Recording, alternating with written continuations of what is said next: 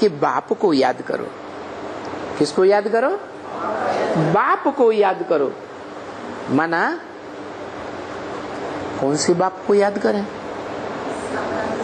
है साकार में निराकार बाप को याद करो, अर्थात जो साकार भी है और निराकार भी है। निराकार और साकार का कंबाइंड है। क्या? निराकार तो सब आत्माएं हैं और साकार सब मनुष्य हैं। तो कौन से निराकार और कौन से साकार को याद करें? तो ऊंच ते ऊंच निराकार आत्मा कौन है और ऊंच ते ऊंच साकार मनुष्य आत्मा कौन है, ये पहचानो। कोई होगी या नहीं होगी? कौन है वो पहचानो और पहचान करके फिर उस साकार में, कौन से साकार में? जो ऊंच ते ऊंच हीरो पार्टधारी साकार है, उस ऊंच ते ऊंच हीरो पार्टधारी साकार में ऊंच ते ऊंच पार्ट बजाने वाली निराकार आत्मा को याद करो। देखा?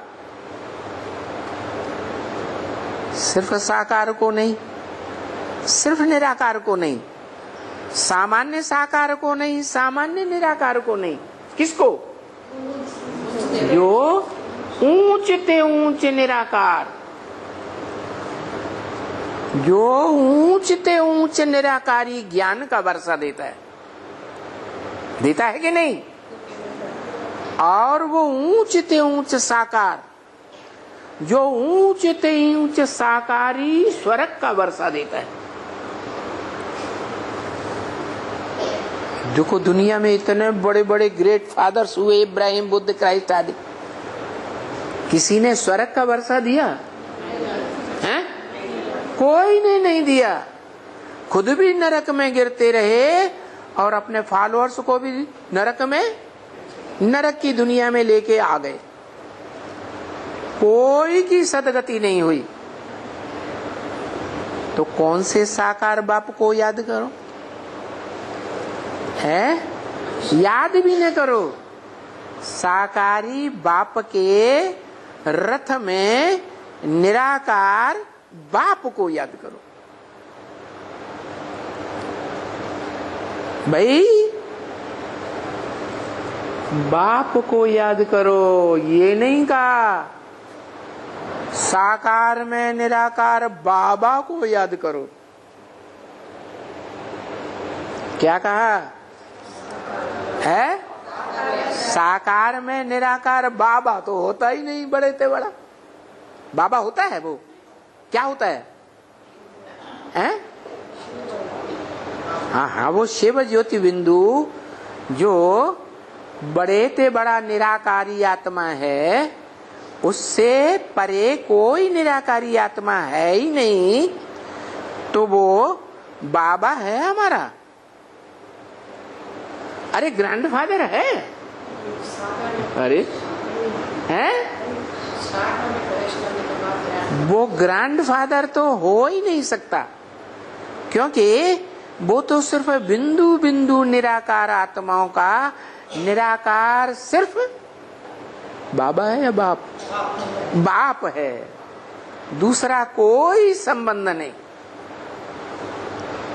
तो निराकार बाप को याद करना है, ये कहा। लेकिन याद कौन आता है? नहीं, साकार तो याद आता है, लेकिन याद वो आता है जिससे सुख मिला है। क्या? जिससे सुख मिलता है वो याद आता है। और रावयते लोकानिति रावण, जो लोगों को रुलाता है उसे रावण कहा जाता है। उस रावण को दुनिया में कोई याद नहीं करता। रुलाने वाले को कोई याद कर, दुख देने वाले को याद करता है कोई? नहीं। तो याद किसको करना है? हैं? सुखदाता को याद करना है। तो सुखदाता जो सुख देगा हमको, वो शरीर में रहते सुख देगा, शरीर की इंद्रियों से सुख देगा, क्या बिना इंद्रियों बिना शरीर के सुख देगा? सुख और दुख तो साकार सृष्टि पर होता है ना। निराकारी धाम में न सुख है न दुख है, वहां तो शांति है। तो बताया कि उस बाप को याद करो जो बाप का वर्षा स्वर्ग है, सुख धाम है। क्या वर्षा है? सुख धाम। कौन सा धाम? सुख धाम का दाता है। उस बाप को याद करो।